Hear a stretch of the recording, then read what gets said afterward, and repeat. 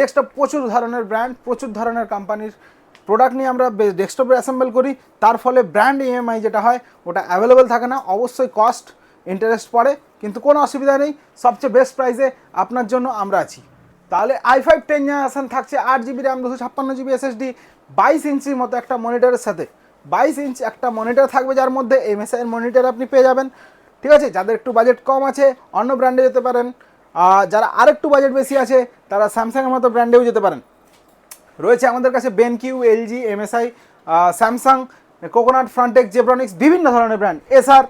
হ্যাঁ, এটা স্যামসাংয়ের যেমন আমাদের কাছে 24 ইঞ্চি একটা আইপিএস প্যানেল ফুল ডিসপ্লে করা আছে, পিকচার কোয়ালিটি একদম বিভিন্ন। এখানে মনে হচ্ছে একটা পাকিস্তানের কাকু কিছু অ্যাটাক করছে।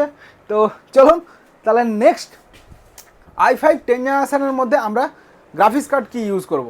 যদি আমরা গ্রাফিক্স কার্ড এর মধ্যে ইউজ করতে পারি, একটা ছোটোখাটো কোনো গ্রাফিক্স RX 550 ইউজ করতে পারি, এর থেকেও ছোটো গ্রাফিক্স যদি